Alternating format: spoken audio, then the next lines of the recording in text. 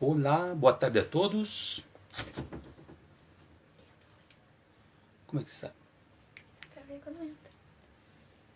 Agora dá pra ver. Todas as pessoas estão entrando. Olá a todos. Tudo bom? Então vamos começar daqui a pouco o nosso bate-papo. Estreando o canal da Geomática. Deixa eu conectar a Silvana aqui também. Boa tarde, Silvio. Tudo bom? Oi, Cláudia. Oi, Olá! Silvana. Tudo bom? Oi, tudo bom? Deixa eu Então tá bom. enquadrar-me aqui direitinho. Eu consegui um lugar especial aqui no canto da casa para poder fazer, porque estava difícil. Um lugar Oi, quieto. Angélica, tudo bom? Silvio, Deixa eu vamos vir só. estrear no bate-papo da Geomática hoje. Nosso cafezinho. Aqui, ó, para não dizer, ó, está aqui. Só não vou mostrar que está cheio, porque eu vou ter que virar a xícara e vai cair tudo no meu colo, mas que Eu também. abemos café. Tudo certo, Silvana? Olá. Tudo certo, eu acho que essa falta que faz. A gente sente falta de tudo hoje em dia, né, na pandemia. Mas faz Sim, falta o papo do corredor. O celular desaba. acontece. Meu super esqueminha aqui não tá muito firme. Se eu Aí eu fosse o uso Nadal, já ia me falar: não me cala esse teodolito aqui em 2 minutos. 1 minuto e meio, 2 minutos não, um Um minuto e minuto e meio. meio.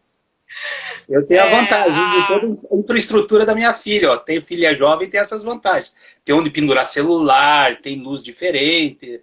Tá certo que eu não sei usar nada disso, mas em todos os casos tem uma pra dar consultora uma para jeito. assuntos aleatórios, né? Fica muito mais E a fácil de ideia é fazer. justamente isso, né? A gente poder conversar um pouco, sair um pouco. A gente tá tendo muita coisa de conteúdo até para absorver, às vezes até mais do que a gente consegue.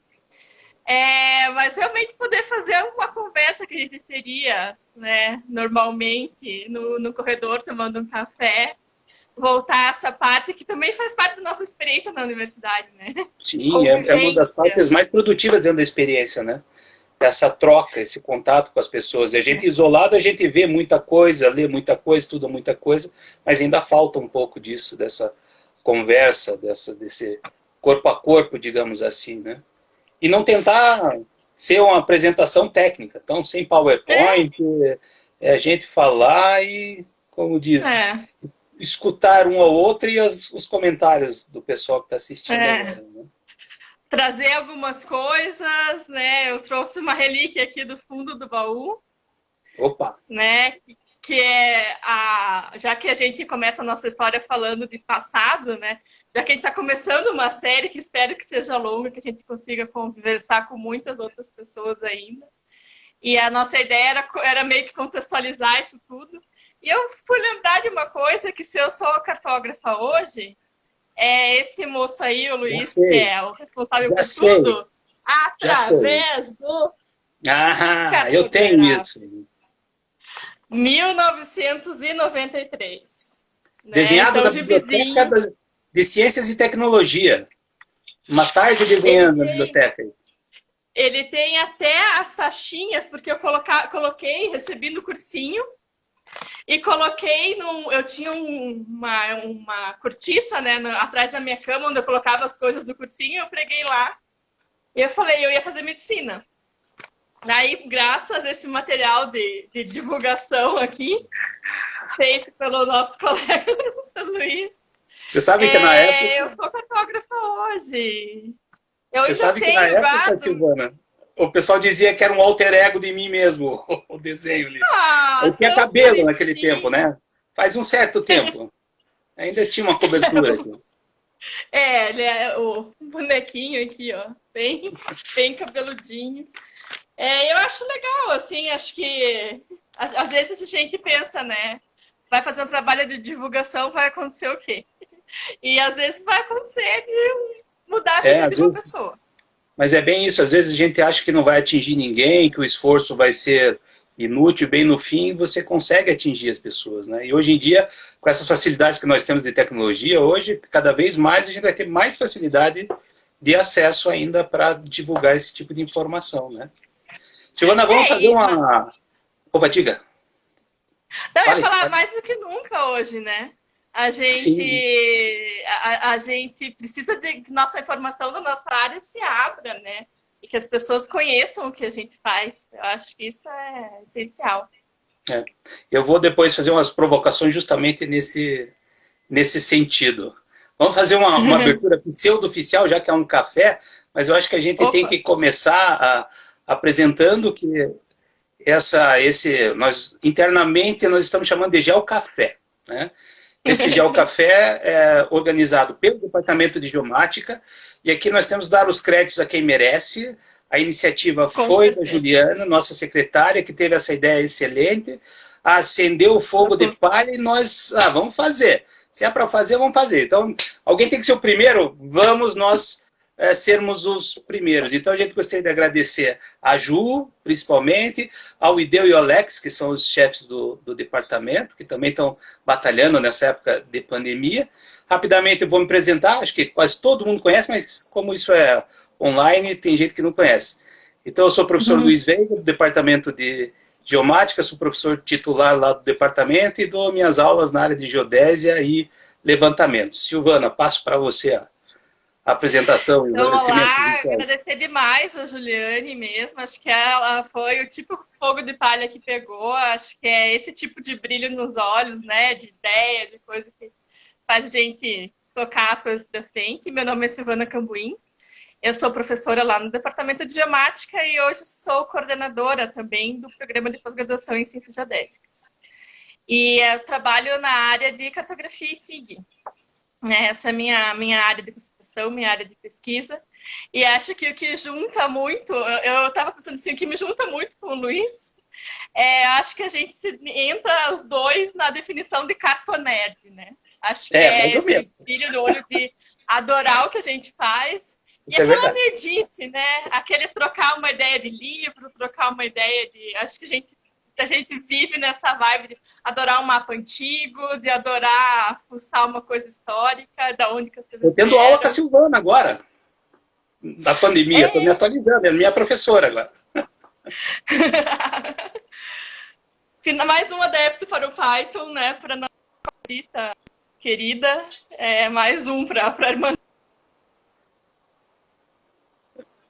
Angariar fundos, está meio chiado, meio travadinho.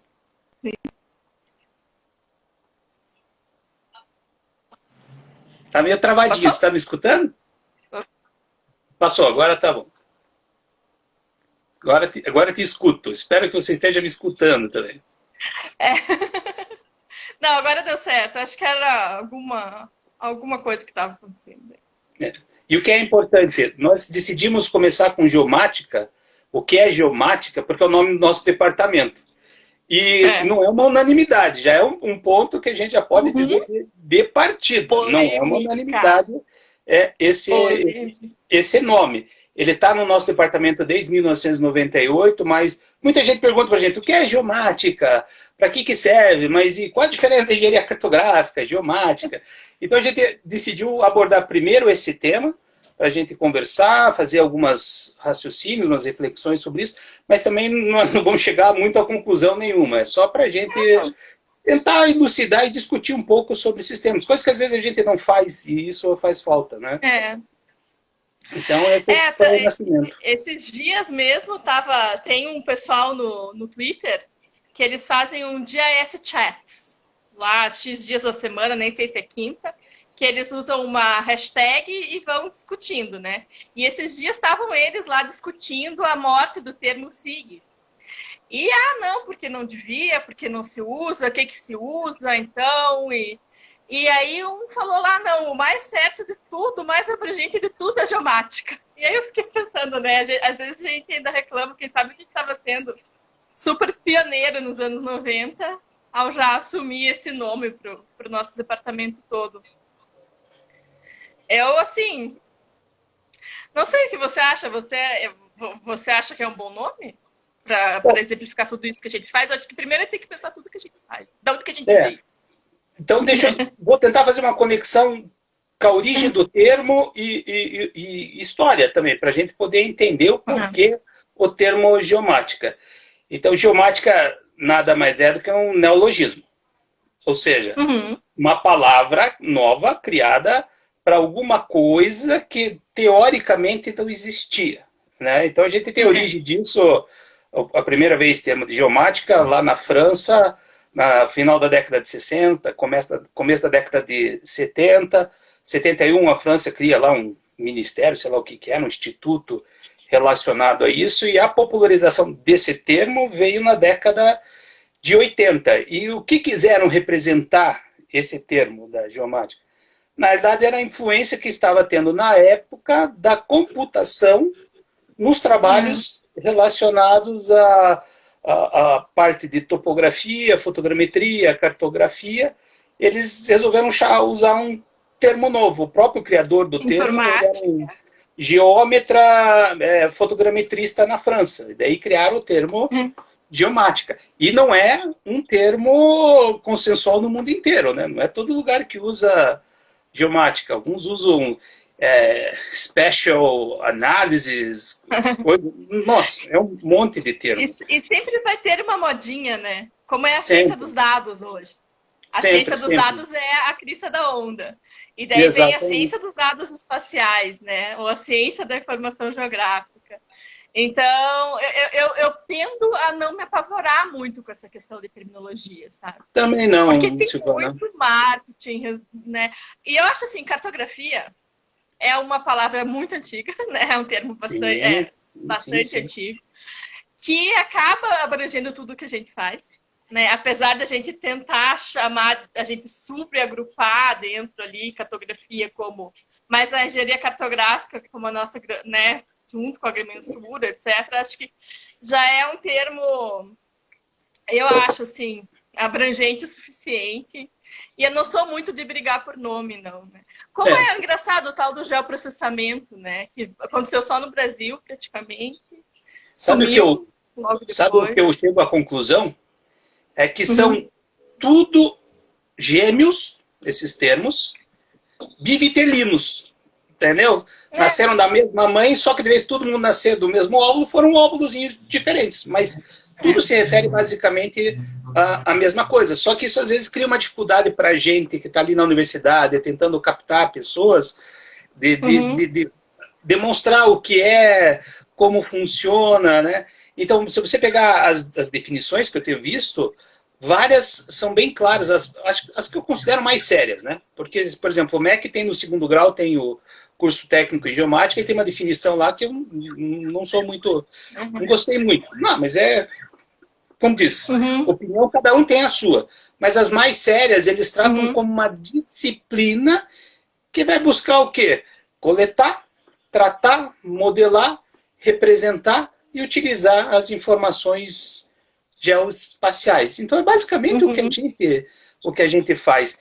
E tem um livro que é The Basics of Geomatics, eu não lembro direito o nome de quem que é, mas ele faz uma observação que também já vi numa universidade francesa.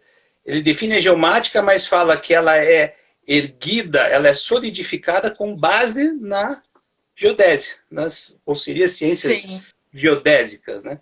Então, é aquilo, é quase tudo a mesma coisa. É uma árvore, né? Eu já vi um desenho assim também, da geodésia como a raiz. Né? É o livro da geodésia. A professora Regiane tem na apresentação dela de geodésia, ela tem a árvore, que é a geodésia, e os troncos que estão lá. E lembrando a todo mundo que pode estar escutando a gente, né? Geodésia é definida como ciência desde o século I a.C. I a.C.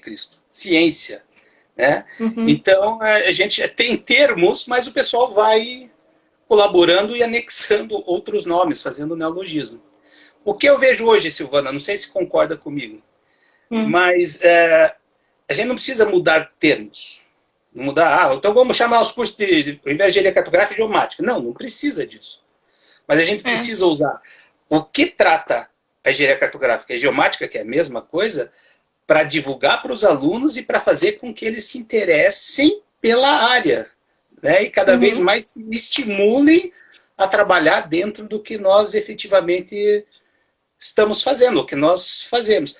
Aí, talvez, uma expressão um pouco mais, né, geomática, geoterramática, informática, talvez o cara fique mais assim, atento. Mas não precisa mudar nome, a gente precisa usar isso como uma forma de trazer gente para o nosso curso, né? Eu acho assim, os nossos cursos, porque também os cursos geomáticos... A sociedade, tudo, né? Acho que a sociedade, muitas vezes, por isso que eu acho que vão ser legais essas lives. Porque é uma coisa que está no dia a dia de muita gente hoje. Nem todo mundo sabe como que funciona, né, no fundo. Eu sempre lembro, uma vez que, sei lá, foi lançado o Google Maps, fez 15 anos, né, em 2005. E aí um cara da Esri, né, maior fabricante de software do mundo, falando assim, finalmente eu consigo explicar em casa com o que eu trabalho. E o cara trabalhava com isso desde os anos 80. E, claro, hoje em dia eu acho assim, é muito fácil você explicar para alguém que trabalha com um mapa num celular, ou que usa para fazer uma pessoa que está fazendo uma entrega de moto. Mas nem todo mundo sabe a ciência que está por trás disso. E acho que acho que a gente... o mais legal, eu acho, de ser cartógrafo, isso eu sempre falo para os meus alunos, é o seguinte. A gente pode mapear qualquer coisa. Então, a gente pode estar desde trabalhando com um engenheiro florestal, com um agrônomo, com um sociólogo, a gente pode estar fazendo um mapa epidemiológico da Covid, a gente pode estar mapeando um mundo fantástico que nem existe, a Terra-média, né? Westeros, o que for. Então, assim, é uma ciência que te abre muito para você poder trabalhar com as outras ciências, porque a gente conhece do processo de mapeamento, mas a gente tem que aprender um pouco da área de cada um para a gente poder fazer o mapa. Exatamente. Né? E acho que esses outros profissionais precisam também saber da gente, né? Então, quantas vezes, né, você chega para um colega, às vezes de outra, olha, nesse teu processo de direito aqui, se tivesse uma localização bem feita, ia ficar muito mais fácil para o juiz entender, de repente, uma questão legal, né? Então, por isso que eu acho que nem todo mundo sabe que nosso trabalho existe. Olha, Olimpíada de Cartografia, o pessoal falando no comentário. Teremos, a Angélica já está convidada e aceitou. Em breve teremos na nossa agenda. Fantástico, eu acho que essa parceria com o pessoal, né, do ensino fundamental, com o professor de geografia, né, às vezes as pessoas tentam inventar uma quase rivalidade até nessa questão dos termos com os geógrafos, né, e acho que são profissões extremamente complementares. Eu fiz meu mestrado em geografia na Inglaterra, né, então eu sempre falo que sou meio geógrafa, um pouco geógrafa também. A gente tem muitos geógrafos fazendo a nossa pós-graduação também agora. E acho que, de toda forma, a gente é uma profissão que te permite complementar muitas outras. Né? E acho que isso é uma das coisas... E esse aspecto também de ciência e arte, que eu acho que é uma coisa única, né? Não dá para perder arte, isso. Tecnologia, definição de cartografia. Né? Então, a gente orbita por essas três áreas mesmo, não tem como fugir. É ciência, é arte, é tecnologia, tudo misturado, e a gente tem que navegar em cada um desses portos. Outra coisa, Silvana, que eu acho que às vezes falta, na minha visão, é que às vezes falta a gente até conhecer um pouco mais do que às vezes um colega de outra área faz e fazer essa interação e reunir essas informações para que a gente possa visualizar de forma mais ampla todo, né? Ter uma perspectiva de aplicação disso muito maior do que se eu só ficar olhando ali para o meu quadrado ali, né? Como é o caso que está acontecendo agora, fazer a tua disciplina. Eu já estou visualizando coisas da geodésia, mas que eu estou usando os conhecimentos que estou adquirindo ali dentro da parte de programação. Então, isso também é um dos desafios que a gente tem que percorrer, principalmente enquanto professores, né? Estimular. E da geomática mesmo, eu gosto de trabalhar com números. Eu faço isso com... aqui na Engenharia Cartográfica do Paraná, nós temos uma disciplina chamada PEC, Projeto de Engenharia Cartográfica e Agrimensura. E lá eu trago alguns números para trabalhar com os alunos. Então, por exemplo, nós temos tem duas pesquisas interessantes, na verdade tem mais, mas só sintetizando duas pesquisas interessantes que abordam geosserviços, onde nós estamos perfeitamente conectados dentro disso daí. Uma foi uma pesquisa feita para o Google, que já é um pouco antiga, de 2013. Nessa pesquisa, ela estimava que, digamos assim, o volume, o valor dos geosserviços no mundo naquele ano, naquele período, era estimado em algo cerca de 130 bilhões de dólares. Onde é que estava esse geosserviço? Está no GPS do teu carro, está no aplicativo do celular, está na produção de mapa, está na venda de imagens de satélites, no processamento de imagens de satélites. Então, veja, 130 bilhões. Agora tem um mais recente que é do Ordnance Survey, do Reino Unido. Uhum. Esse é de 2015. Né? Então ele estabelece valores. Eu vou pegar aqui porque esse eu colei, para não deixar os valores assim, né? É um trabalho de 2015. Então, eles estimam para 2020 e 2021, que nós estamos agora, quer dizer, sem contar a pandemia, né? Mas eles estimam esse valor, eu vou dar o valor em reais, porque soa mais, né, mais bonito. Esse mercado em 1 trilhão, 150 bilhões de reais. Nossa. Certo? E às vezes os alunos ficam pensando, vou sair daqui, vou fazer o quê? Então você vai sair daqui, vai trabalhar no mercado que a previsão é 1 trilhão, 151 bilhões de reais. É logicamente, aí como essas provocações que estão no título da live, né? É lógico que esse mercado, a gente vai ter que preparar nossos alunos para que eles consigam adentrar nesse mercado de uma forma mais, digamos assim, fácil e efetiva. Aí eu venho a primeira provocação, e essa provocação é para todas as escolas de engenharia cartográfica e agrimensura. Podem me xingar, não tem problema, estou online, não vão acertar, não tem problema. Mas eu acho ainda que nós estamos, nos nossos cursos, muito oitentistas, ou noventistas. Em que sentido? A gente ainda está apegado numa cultura de uma década passada. Será que nós estamos efetivamente preparando essas crianças para... Crianças, eu gosto de chamar meus alunos de crianças, pupilos e pupilas. Será que nós estamos preparando esse pessoal para estar nesse mercado gigantesco de 1 trilhão dessas modalidades, sensores, programas, mapeamentos, produtos?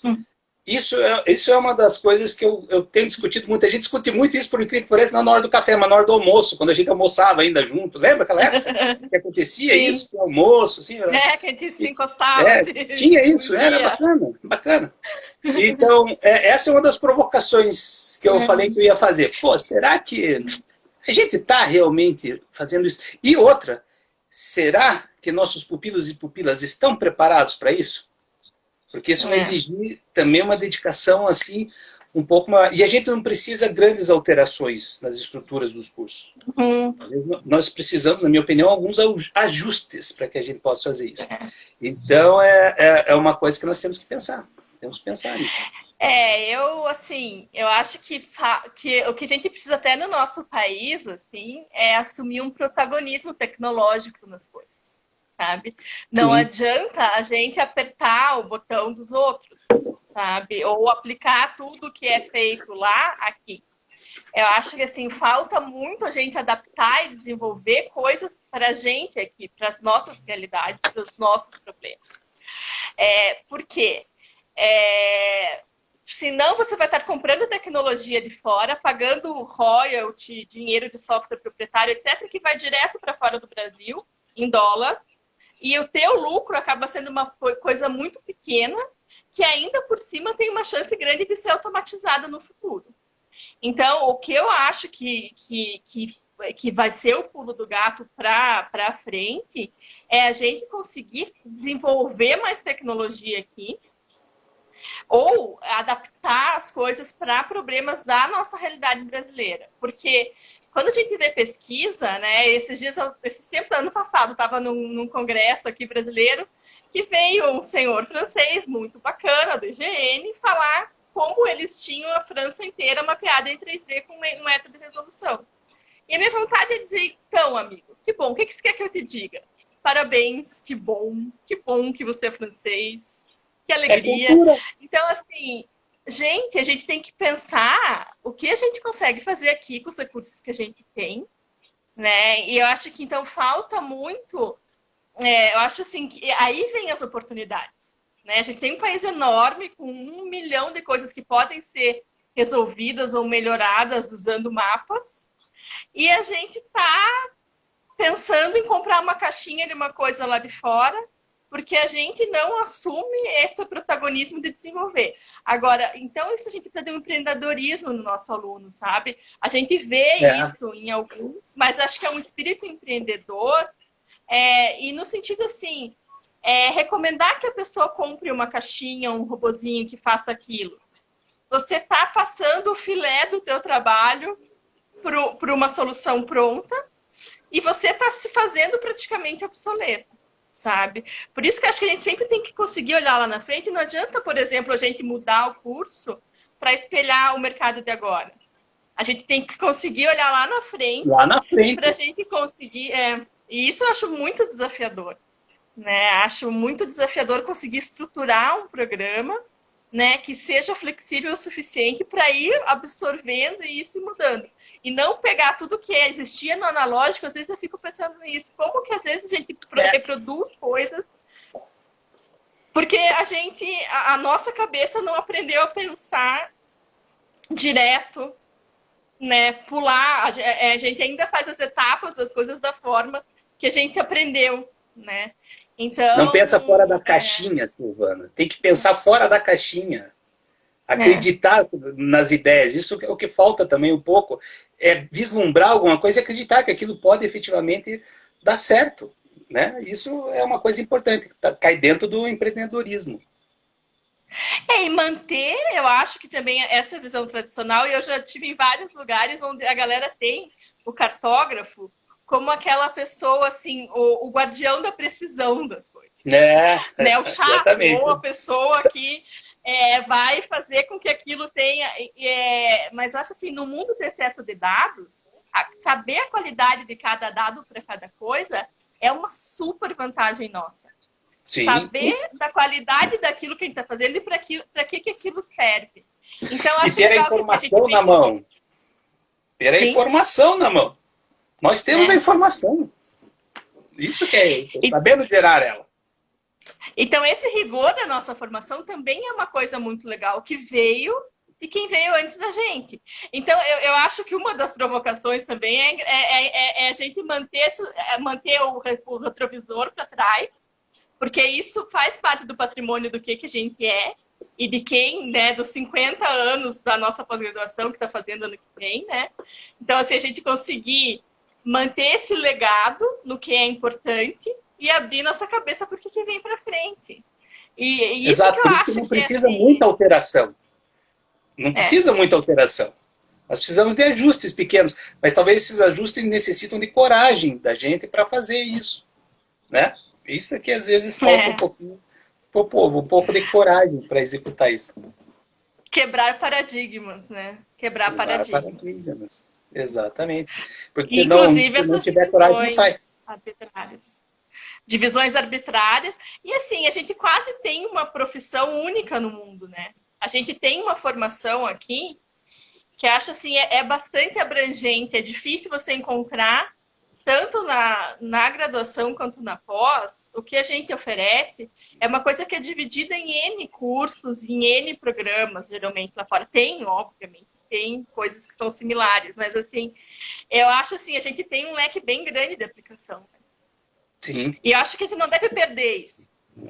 Que acho que isso é uma vantagem nossa também. A gente transitar desde, né, da geodésia, dos levantamentos, a fotogrametria toda, o sensoriamento e mais as aplicações. Na verdade, a gente tem o que geomática diz que tem que ter todas aquelas etapas, da coleta ao produto final, a aplicação final ali, a gente tem tudo aquilo. E é essa visão. É o ciclo, né? O ciclo todo da informação. Aliás, lembrei de uma coisa. Oi, termine, por favor. Oi. Não, pode terminar. Você ia falar alguma coisa? Grande. Até mesmo por a questão de quando a gente quer mudar o... Tá. Deu uma travadinha, né? Deu, Mas mas quando a tudo. gente quer mudar um currículo, a gente tem um leque tão grande que a gente também não quer tirar o espaço. A De cada gente coisa. adicionar coisas novas. Mas aí que esse exercício que é um exercício interessante.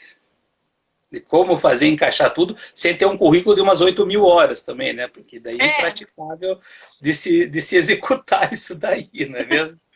A gente falando, lembrei de outro fato pitoresco, né? Que nós temos as ISO 19000 que tratam, abordam dessa questão de SIG, essas coisas. E na própria ISO, quando eles discutem essa questão de SIG, de geomática, eles mesmos colocam lá no grupo de trabalho, o 211 lá, que é muito difícil estabelecer definições, porque são coisas muito próximas e cada país tem um entendimento do que vem a ser esses termos, né, de tão vasto que é. Então, eles têm lá, sempre eles colocam Sistema de Informação Geográfica / Geomática.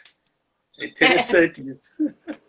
Então, era uma dificuldade de estabelecer. E no Brasil, hoje, a gente tem dificuldade também, até com os organismos normatizadores, né? Chamaria Comissão Nacional de Cartografia, né? Tá meio aqui e ali. Tem coisas que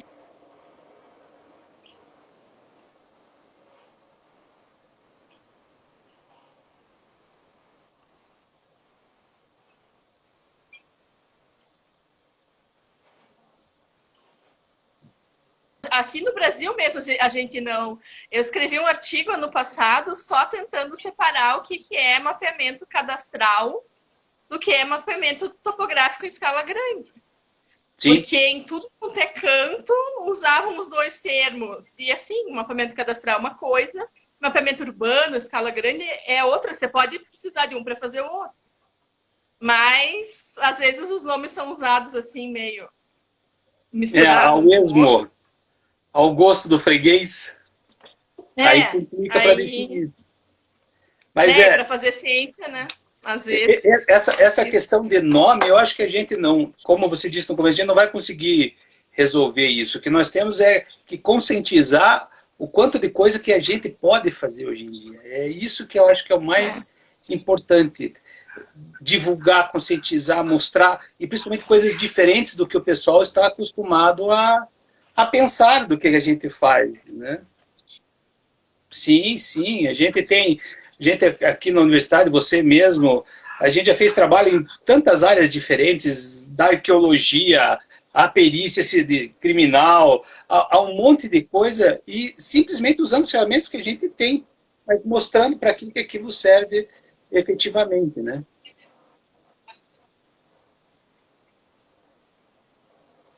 Tentar buscar que o pessoal consiga... Ih, caiu você aí. Está travada para mim aqui, a Silvana. Parou. Deve estar se reconectando. Voltou? Agora eu tô... Voltou. Então tá bom. Porque você estava travada para mim. Não, agora já tá de volta funcionando direitinho, falando. Pelo menos eu escuto aqui. Essa é a desvantagem dos online da vida. Trava tudo. Além de ter gato passando pela... Não? Eu estou te ouvindo. Você me vê? Então tá bom. Não, sim, tá tudo certo agora. Tá tudo tranquilaço mesmo. Então, eu acho que a gente... pergunta do pessoal, você está conseguindo enxergar as perguntas das pessoas? Olha, sendo bem honesto para você, eu não sei operar esse negócio aqui. Para ver o que estão... Só está aparecendo aqui embaixo, mas eu só estou conseguindo ler algumas coisas que deve ter. O pessoal fala da profissão ser muito desvalorizada financeiramente. Bom, o problema financeiro da coisa passa por uma série de coisas no país, etc. O que eu acho mesmo é a questão do valor agregado, né? Eu fui empresária vários anos, né, antes de entrar na universidade, e eu acho que se a gente tentar todo mundo concorrer no mesmo pequeno filão, digamos, não tem uma solução para isso, né? Mas claro que sempre que a gente conseguir entregar um produto com valor agregado maior, a gente pode aumentar um pouco nossa margem de lucro, né? E acho que isso tem a ver também com o profissional sempre se reinventar. Então, até quem está ouvindo a gente e tal, às vezes voltar para a universidade para fazer uma disciplina como aluno externo na pós-graduação, sabe? Sim. Às vezes eu acho que uma coisa é a gente mudar também o currículo para os alunos novos, a gente tem os alunos, né? Acho que é bacana também, acho que também conseguir, o profissional conseguir se reinventar. Eu acho que isso é uma forma de conseguir valorizar, acho que a união da profissão, claro, né? Incluindo as entidades aí, a ABEC, participar. Eu acho que é um desafio grande. Vai ter até uma discussão, uma conversa relacionada a isso mesmo, né? Todo mundo reclama, às vezes, de salário, reclama de campo de atuação, mas na hora de se reunir em associação, na hora de discutir, não vão. Aí é complicado, né? Só ficar querendo. Mas isso vão discutir a parte essa questão de associação. Mas a remuneração está exatamente em você mostrar o valor do teu trabalho. Então, se você fizer algum trabalho que a pessoa veja que aquilo tem um retorno, efetivamente, você vai poder cobrar muito mais do que, digamos, o trabalho básico, o normal. A gente tem que mostrar para ela que aquilo é importante, que vai gerar o produto, a informação que eles efetivamente querem, né? E isso tem que ser trabalhado para que os alunos possam fazer esse tipo de contato e ter essa visão, olha, mais do que só esse básico, eu posso fazer isso além. O que você me pediu é isso, mas olha o que eu posso fazer para você. Eu posso, com as informações que a gente vai ter, ir para frente. É lógico que se eu ficar trabalhando, eu sou professor de topografia, adoro topografia. Eu trabalho com isso desde 86. Trabalho não, dou aula, tive aula disso desde 86, né? Mas é a mesma coisa. Muita gente faz topografia. Se quer ter um diferencial, tem que fazer um trabalho melhor, tem que mostrar alguma coisa a mais. E na engenharia é a mesma coisa. Se você ficar fazendo trabalho arroz com feijão, você vai ganhar por arroz com feijão. Então você tem que ter um diferencial. E esse diferencial que é você pensar fora da caixinha, é você ter esses seus conhecimentos e reunir tudo isso e aplicar e mostrar, olha, isso aqui dá para fazer. Eu não faço só isso, não faço só mapa, eu faço isso, mais isso, mais isso. Isso que as pessoas têm que ter a noção. Isso que a gente tem que estimular nossos alunos a fazer coisas diferentes. Até na própria resolução do MEC, não na resolução da engenharia, mas na discussão, no documento de discussão, tinha um termo que eu achei ótimo, um parágrafo lá. Eles diziam que nós temos que estimular os alunos de engenharia, no geral, a sonhar. Você já viu um texto para engenharia dizendo que o aluno tem que sonhar? Sim, porque é no sonho que vai ser as coisas diferentes, né? Uma coisa que eu acho que é muito legal também é assim, você fazer uma rede de contatos de gente que não seja só cartógrafo, por exemplo. Sim, com certeza. Então, acho assim, provavelmente quem vai te arrumar um trabalho para fazer vai ser daquele teu colega agrônomo, né? Ou então, assim, acho que a gente também tem que conseguir essa interlocução profissional com uma rede de contatos grande. Eu, assim que eu saí da universidade, a primeira coisa que eu fui fazer foi fazer um MBA na Fundação Getúlio Vargas. Eu achava que a nossa formação de administração era meio fraca, de poder, né, fazer orçamento, esse tipo de coisa, e mudou muito a rede de pessoas com quem eu convivia, e isso acabou gerando muita oportunidade diferente lá para frente. Né? Então, assim, essa é outra coisa, sabe? É sempre tentar fazer essa rede de contatos fora daquele mundo, né? De pessoas que fazem a mesma coisa que você faz. Isso acho que é Uma pessoa perguntou aqui um assunto polêmico, muito polêmico, é o Leonardo, inclusive. O que a gente acha da Agência Nacional de Cartografia? Olha, gente, o problema de discutir a questão de uma agência nacional, ao meu ver,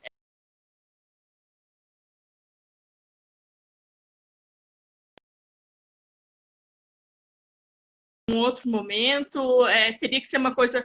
Eu acho assim, a gente tem o IBGE, né? A gente para ter uma boa Concar, se a gente tiver uma Concar funcionando, com dotação orçamentária, fazendo os padrões que a gente precisa, ouvindo, juntando produtores e usuários de informação, a gente não precisa necessariamente de uma agência nacional. Eu acho que é uma coisa assim que é meio...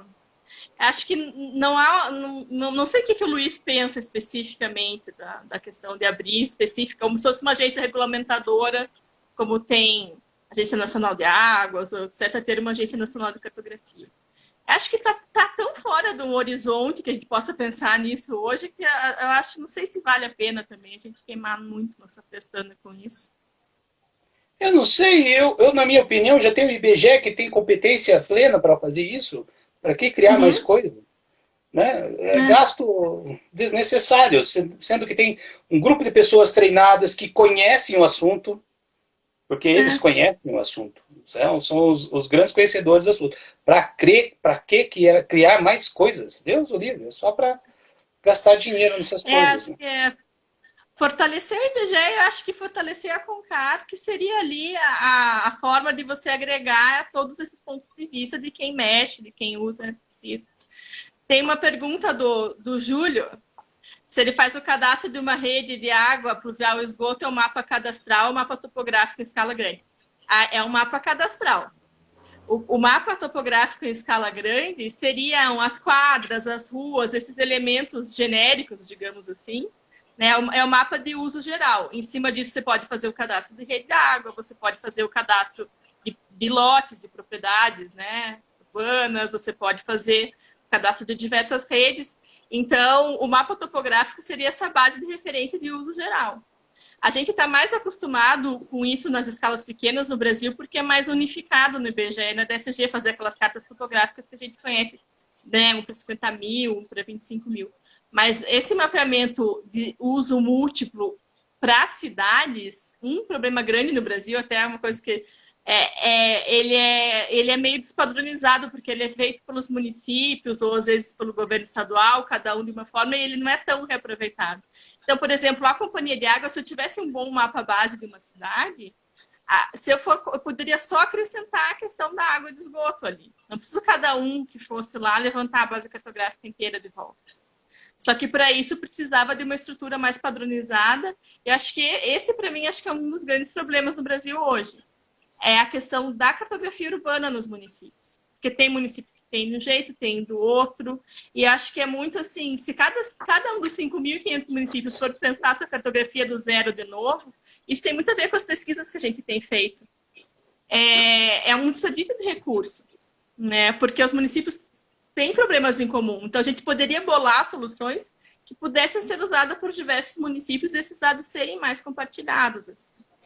Soluções brasileiras para dentro do orçamento brasileiro, de realidade brasileira. Porque eu sempre falo, se a gente pensar só em São Paulo ou em Pirapora do Brejo, que tem 500 habitantes, a gente não faz nada. Porque ou uma cidade enorme, com um monte de recursos, com um monte de problema, ou uma cidade minúscula que não tem nada. Mas entre A e B, tem muita coisa. E acho que esse é um dos campos menos explorados pelos cartógrafos, né?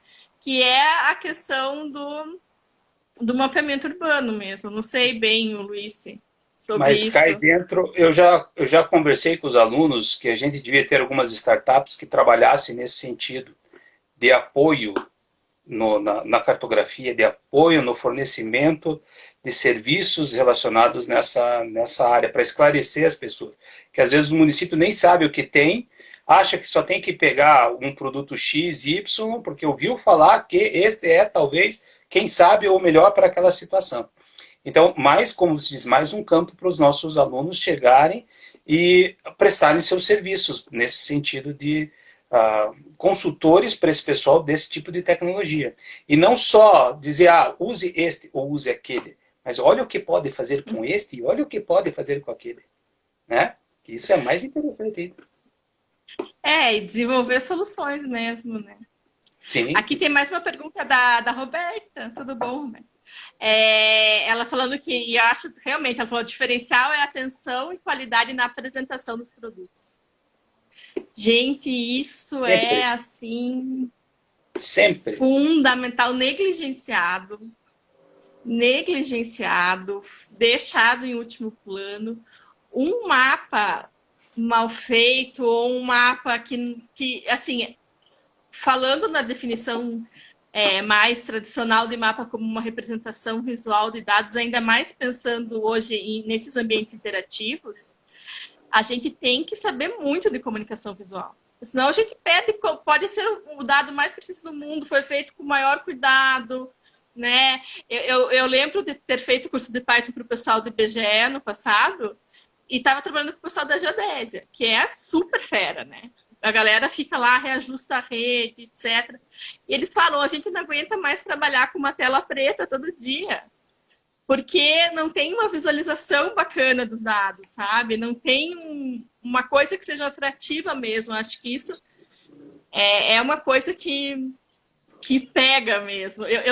Se você, às vezes, a mesma base de dados, deu o mesmo trabalho para fazer, você vai cobrar para o cliente X. Mas se você fizer uma apresentação uau, aquilo já ganha um valor agregado que é outro. Sim. Porque enche os olhos, né? Sem contar que pode pegar coisa nova hoje, né, Silvana? 3D para a criançada ficar animada, essas coisas. O pessoal já fica todo alegre, né? É coisa multitemporal, né? E hoje em dia, a outra palavrinha da moda, tal do Smart Cities, né? A cidade muito inteligente vai ser, por isso que eu falo, trazer os conceitos para a realidade brasileira, né? A cidade inteligente. A cidade inteligente, para começo de conversa, não é você colocar um monte de semáforo, cada um com lá um sensor diferente, né? É você conseguir pegar as informações ou gerar as informações para a tua cidade e conseguir tomar uma decisão a respeito daquilo mais inteligente do que se você não estivesse fazendo isso baseado em dado nenhum. E muita solução para a cidade inteligente funciona, precisa de mapa. Né? Então, essas modinhas, né, que chegam aqui precisam de uma brasileiração, assim, digamos assim, e acho que se não for bem apresentado, acho que a gente perde mesmo um valor agregado grande. Deixa eu ver se eu perdi mais alguma. Pessoas falando da Agência Nacional, polêmica. Essa questão de Smart City também invoca a questão dos sensores, que é outra coisa que a gente tem que trabalhar com os alunos. Tem a cartografia, tem os sensores de posicionamento, tem os sensores de navegação. Tudo isso nossos alunos vão ter que trabalhar, vão ter que mexer nessas coisas. E, de novo, vamos preparar essa criançada para isso. O Silvio Nofato tinha colocado uma questão lá no começo, Silvana, que eu acho também importante, que é um trabalho que a gente vê aqui na Federal, a gente recebe os alunos do segundo grau treinados pelo Silvio. Isso é uma coisa importante a gente fazer também, né? Levar esses conhecimentos, levar essas informações até esse pessoal que está fazendo o preparatório para vestibular, para estimular a vir para a área de geomática, mostrando, olha, tem muita coisa para ser feita aqui dentro. Mostrar o que é possível, que é uma coisa, hoje em dia, de conta. E até é interessante que eu li um artigo da Inglaterra que ele diz que a geomática está junto de áreas hoje em dia, como o desenvolvimento de games, crescendo na mesma proporção que desenvolvimento de games, desenvolvimentos de software, esse tipo de coisa. Então é realmente uma propaganda, um trabalho que nós vamos ter que fazer, todos nós, ensino técnico, lives, o que der para a gente fazer, para a gente poder divulgar isso e trazer o povo para dentro da geomática, para trabalhar com um bando de coisa diferente. Um abraço para as meninas da UFBA lá, a Fabíola, a Vivian, estão falando que também descontinuidade nas prefeituras, né? Então as pessoas não têm uma equipe técnica permanente, que você tem aquelas mesmas pessoas trabalhando no mapeamento, e fala também na questão de elaborar melhores, a Roberta também falando de melhores relatórios, melhores planilhas. Isso acho que realmente não é só o mapa.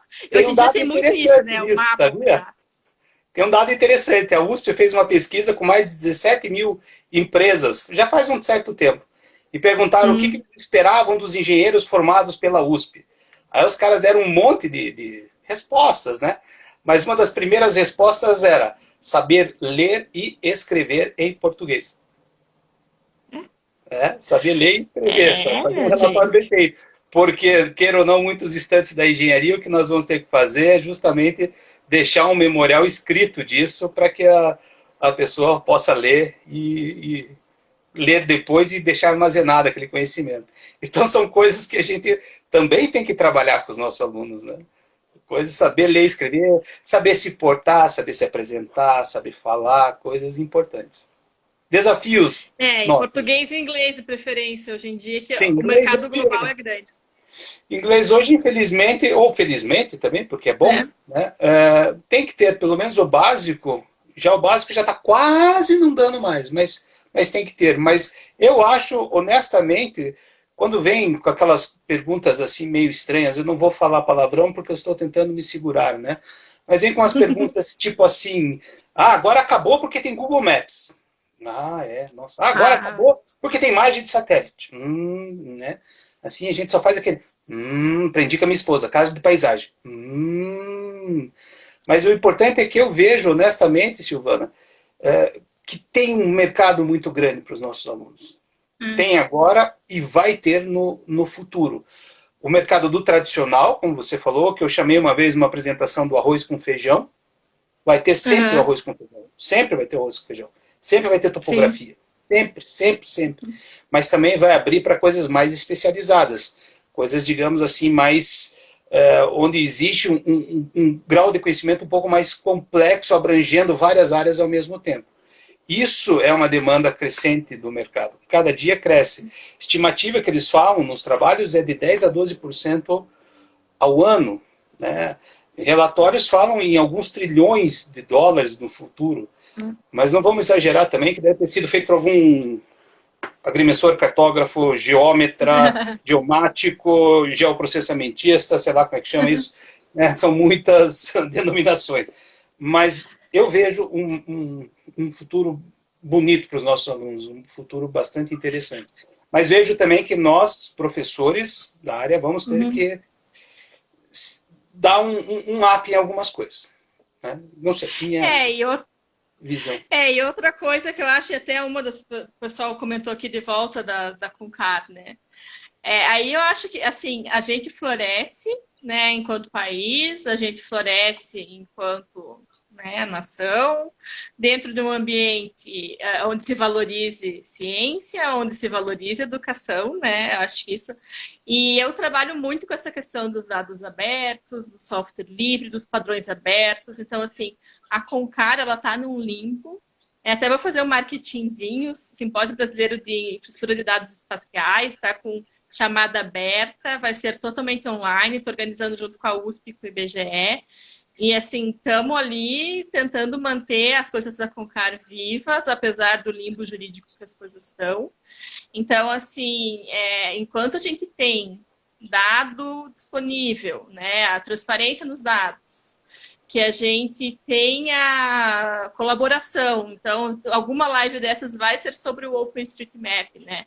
Mapa aberto, colaborativo, enquanto a gente tiver uma comunidade que possa trabalhar junto, e o OpenStreetMap foi outro também, que agora com o OpenStreetMap acabou a cartografia. E não muito pelo contrário, né? A gente não pode ter medo de tecnologia, nem de inovação. Não. A gente tem que ser o agente realizador das coisas. E não quem está fugindo da inovação. Nós temos que estar na frente. À frente, né? Silvana, acho que o nosso tempo vai se encerrar, porque vai dar quase 1 hora. Então, agradecer a todos que participaram da nossa primeira live de cafezinho aqui, dessa conversa. Epa. Vejam que é uma coisa espontânea, a gente tem uma pauta, mas a gente vai falando várias coisas ao mesmo tempo, e essa é a ideia de suscitar o pensamento, suscitar a reflexão. Então, eu acho que agradecemos a todos. Foi a primeira, a gente, como diz... ainda está testando para ver, mas espero que as próximas elas aconteçam com mais frequência e de uma forma mais efetiva. Então, agradeço a todos. Silvana, você sabe que é sempre um prazer conversar com você e deixo as últimas palavras para que você faça o encerramento do processo.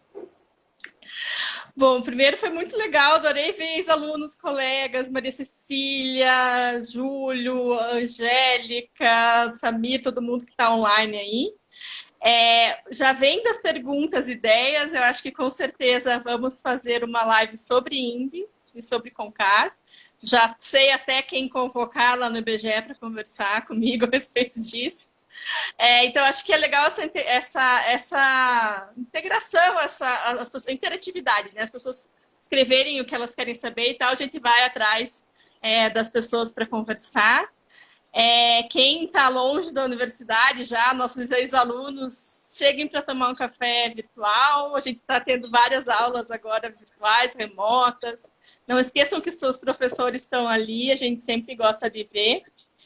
E foi super bacana, sempre adoro falar com o Luiz. Espero que seja a primeira de muitas, que todo mundo tenha curtido. Eu acho que a gente vai tentar salvar e deixar isso online em algum lugar. Tentarei. E até as próximas. Ok, então, até pessoal, próximas, a todo mundo, nosso muito obrigado, pessoal.